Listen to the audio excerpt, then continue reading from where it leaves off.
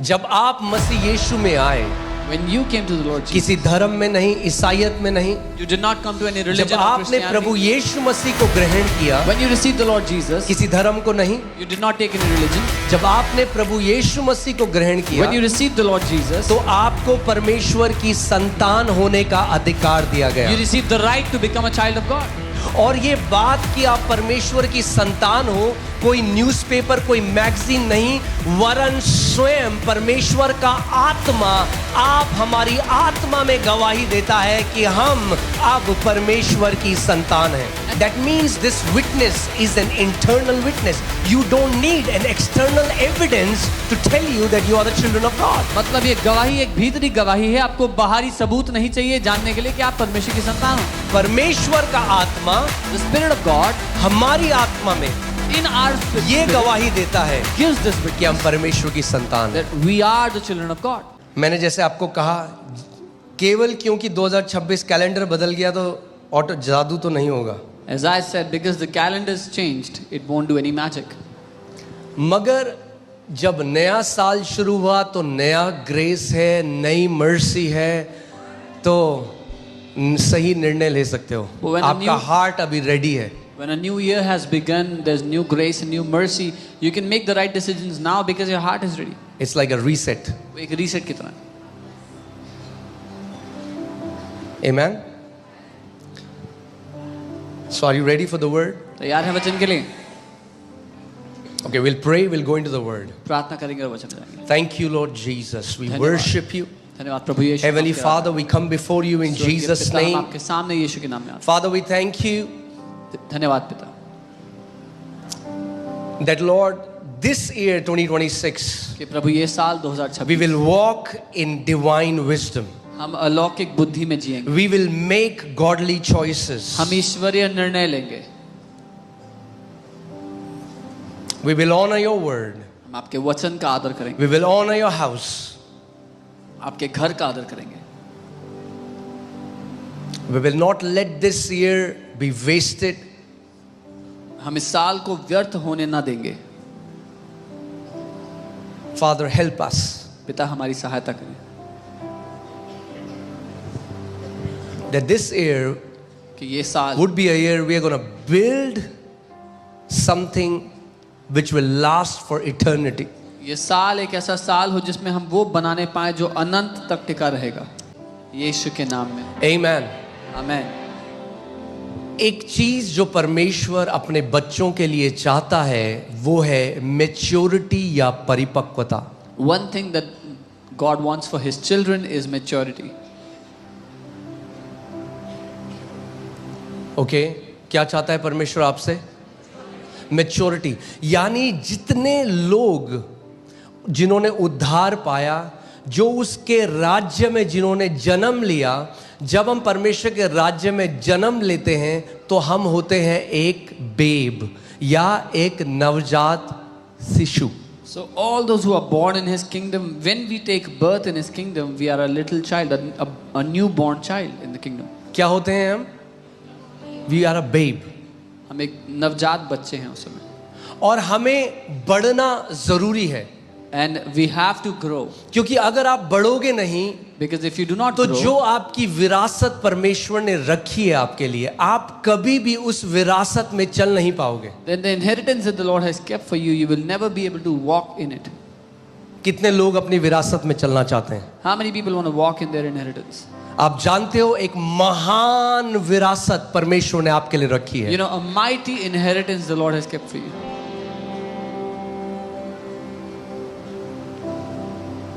इसीलिए मैं हमेशा कहता हूं मसीहत और मांगने के बारे में नहीं है, That's why I say to be in Christ is not about asking for more.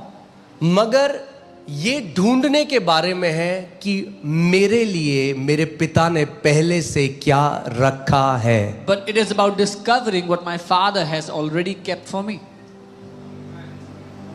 Okay, आइए हम पढ़ते हैं रोमियो 8:16-17। आइए हम सब खड़े हो जाएं Let us all stand. Romans 8:17. और साथ में हम लोग पढ़ेंगे, And we'll read together. ठीक है?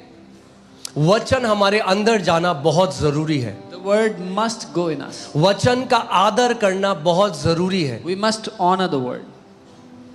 परमेश्वर का अनुग्रह अभी इस जगह पे है। अगर आप केवल निर्णय लेते हो, वो अनुग्रह आपको ये सामर्थ्य देगा, सशक्त करेगा कि आप उसके वचन के प्रेमी बन जाओ। The grace of God is in this place. If you decide now, then the grace will empower you that you will take part in it. Okay, आइए पहले हिंदी में पढ़ते हैं, फिर हम लोग इंग्लिश में पढ़ेंगे। तैयार हो आप? ओके, 1 2 3। आत्मा आप ही हमारी आत्मा के साथ गवाही देता है कि हम परमेश्वर की संतान हैं। The Spirit Himself bears witness with our spirit that we are children of God. जब आप मसीह यीशु में आए, When you came to the Lord Jesus, किसी धर्म में नहीं, ईसाईयत में नहीं, you did not come to any religion जब or आपने प्रभु Christianity. यीशु मसीह को ग्रहण किया, When you received the Lord Jesus, किसी धर्म को नहीं, you did not take any religion. जब आपने प्रभु यीशु मसीह को ग्रहण किया, When you received the Lord Jesus, तो आपको परमेश्वर की संतान होने का अधिकार दिया गया। you received the right to become a child of God. और ये बात कि आप परमेश्वर की संतान हो, कोई न्यूज़पेपर, कोई मैगजीन नहीं, वरन स्वयं परमेश्वर का आत्मा आप हमारी आत्मा में गवाही देता है कि हम अब परमेश्वर की संतान हैं। And no newspaper or magazine, but the Spirit of God Himself gives witness in our hearts that we are the children of God. That means this witness is an internal witness. You don't need an external evidence to tell you that you are the children of God. मतलब ये गवाही एक भीतरी गवाही है, आपको बाहरी सबूत नहीं चाहिए जानने के लिए कि आप परमेश्वर की संतान हो। परमेश्वर का आत्मा The Spirit of God हमारी आत्मा में in our spirit ये गवाही देता है gives this कि हम witness परमेश्वर की संतान हैं। that we are the children of God. Amen? कितने परमेश्वर की संतान है इस जगह में? अपना हाथ दिखाओ How मुझे। many children of God are here? Show me your hand. तो अगर आप संतान हो, So if you are a child of God, वही संतान बन सकता है जिसके पाप क्षमा हुए। only the one whose sins are forgiven can be a child of God.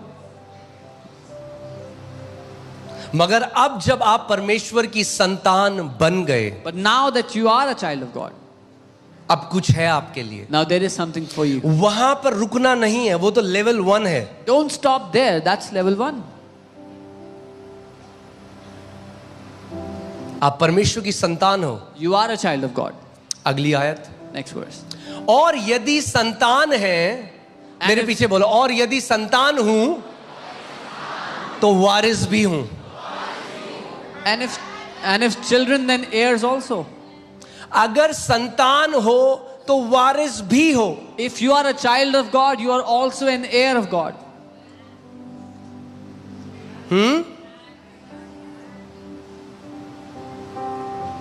वारिस का क्या मतलब है?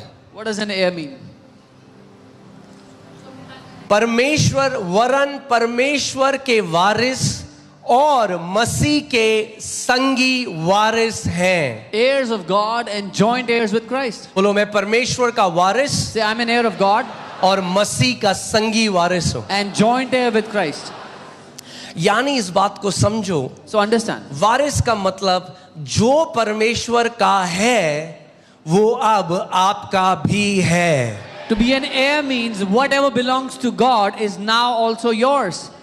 It belongs to you as well. जब मेरे घर पे जो मेरे बच्चे पैदा हुए, When my children were born in my house, उनको अब विरासत कमानी नहीं पड़ेगी। now they don't have to earn inheritance. जो कार घर में है उनकी भी है, The car जो in the टीवी house. घर में है उनका भी है, जो फ्रिज घर में है उनका भी है।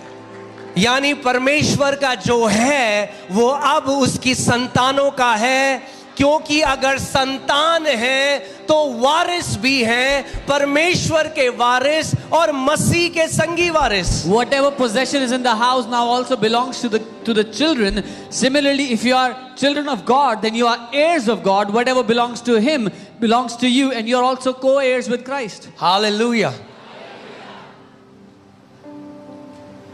वारिस को विरासत पाने के लिए कमानी नहीं पड़ती। विरासत The heir does not have to earn his inheritance. विरासत एक ही तरीके से दी जाती है, वो है जन्म लेने के द्वारा उस घर में। There is only one way for someone to receive inheritance, and that is by being born in that house. जो मेहनत करके मिलती है वो होती है मजदूरी। What is earned through labor is wages. जो बाप से बेटे को मिलती है वो होती है विरासत। But what a son receives from his father is inheritance. बेटे और बेटियों को। Sons and daughters.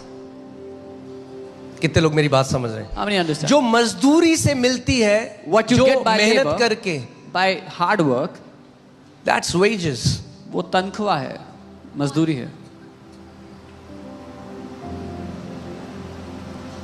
जिस दिन घर पर एक बेटा एक बेटी पैदा हुई, The day a son or a daughter was born in the house, माता पिता का जो था वो अब सहित मेत में बेटे और बेटी का है। whatever belonged to the parents is now completely, it belongs to the children as well.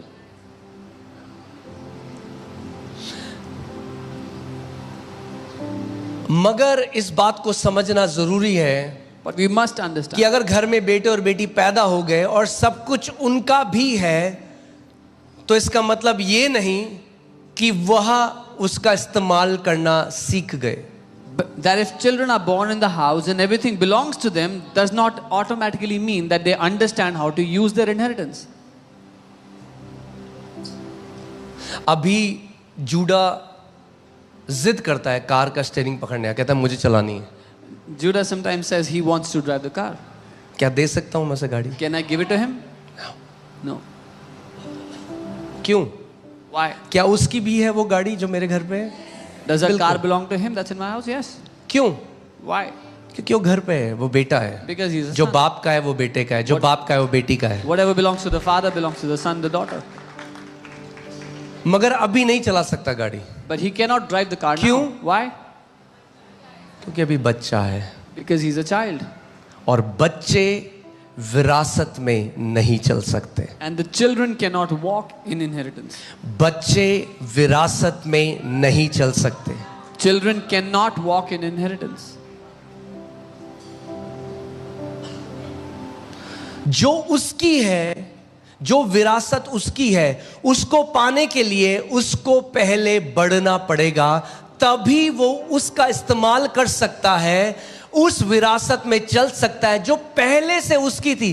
कब से थी? जिस दिन उसने जन्म लिया उस दिन से उसकी थी। The inheritance that already belonged to him since the day he was born, in order to use that inheritance, he has to grow up so he can make the right use of it.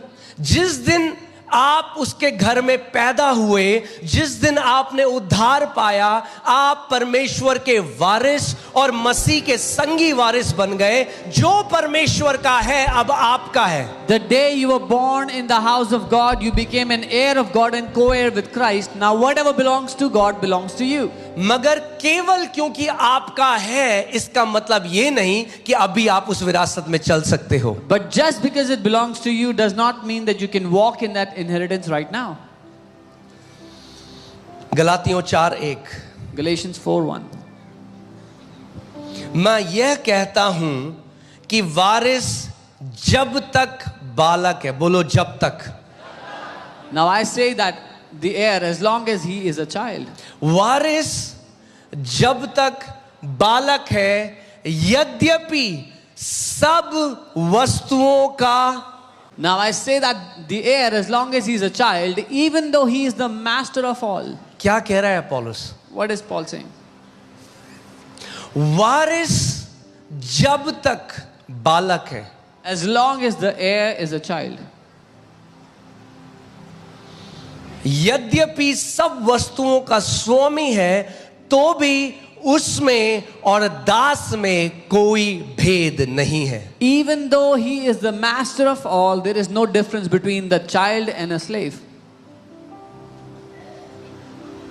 यद्यपि सब वस्तुओं का स्वामी है, Even though he is the master of all. यद्यपि घर पे जो सब वस्तुएं हैं उनका स्वामी है, फिर भी उसमें और दास में कोई फर्क नहीं, क्योंकि वो उत्तराधिकारी अभी बच्चा है। Even though he is the master of everything that is in the house, there is no difference between the child and a slave, because that child, that heir, is still a child.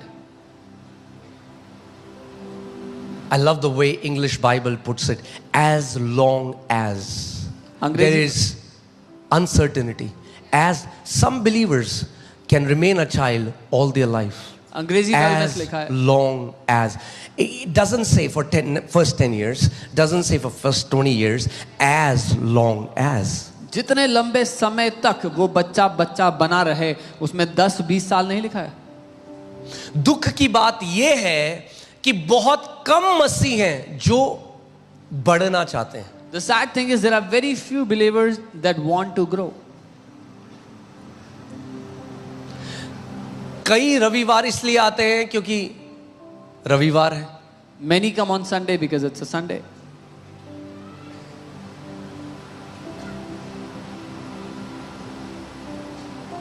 आप खुद सोचो कितने percentage विश्वासी आ रहे हैं आत्मिक रीति। कोई पूछे आप कलीसिया क्यों आए हो, कितने परसेंटेज होंगे जो कहते हैं मैं आत्मिक रीति से बढ़ना चाहता हूं, परिपक्व रहना चाहता हूं, बालक नहीं रहना चाहता जिंदगी भर, क्योंकि जो विरासत मेरी है, जिन चीजों का स्वामी परमेश्वर ने मुझे ठहराया है, उन चीजों में मैं चलना चाहता हूं। How many people when they come to church, they will say, I come to church because I don't want to stay a child. The Lord has made me a master of all things and I want to grow in the inheritance He has given to me. Amen. But I pray लेकिन मैं ये that प्रार्थना may all of you कि आप सब के सब walk as mature sons and daughters of God. परमेश्वर के परिपक्व बेटे और बेटियां बनकर जियो। Do you believe it? मानते हो? Can I hear your loud amen? आपका आमेन सुन सकता हूँ।